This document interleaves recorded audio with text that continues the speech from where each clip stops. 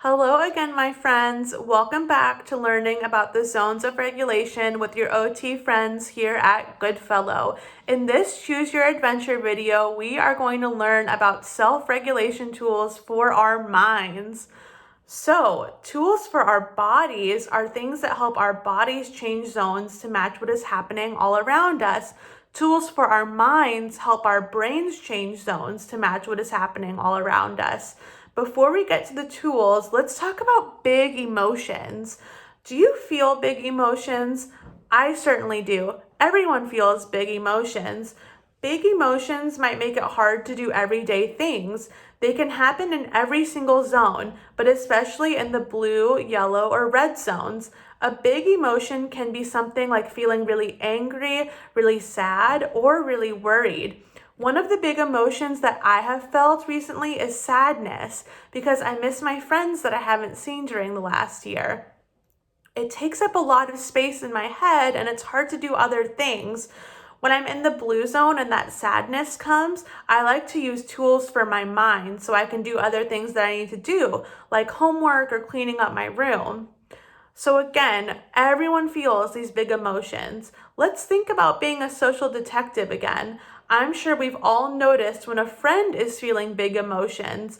We can tell because we have our social detective caps on and we notice their facial expressions and their body clues.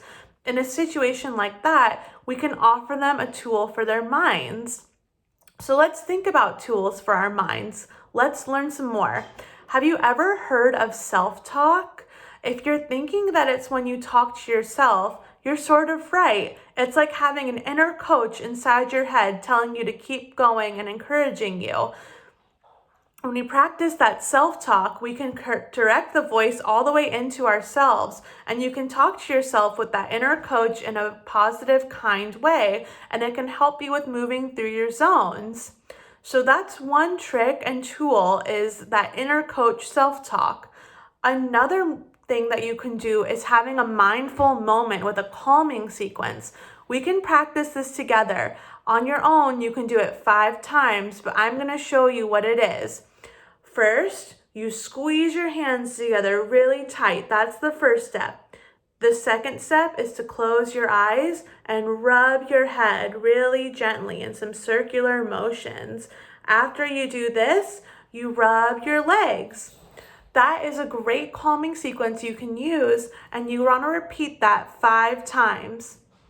You also could talk to an adult, take some quiet time for yourself, do some art activities. Art is a great tool for your mind. You could take a break to read your favorite book. You could do some journaling or write a to-do list to help your mind feel more at ease. And what's really important is to think about the size of the problem that you're faced with. We want to take a step back and ask ourselves, what is the size of this problem? Is it a really small problem, a sort of small problem, a medium problem? Maybe it's a bigger problem or a huge problem.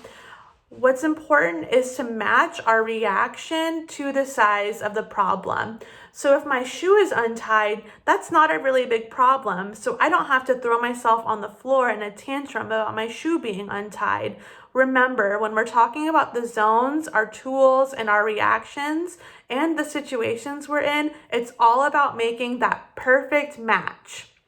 You can give all of these tools a try the next time your mind needs them. Remember that those big emotions are totally normal and there's no such thing as a bad zone to be in. Also, don't forget you want to wear your social detective cap so you can notice if someone else is in the blue, yellow, or red zones, and if they're feeling those big emotions, you can offer them a tool for their minds. Thanks for choosing this adventure, my friends. I'll see you again soon.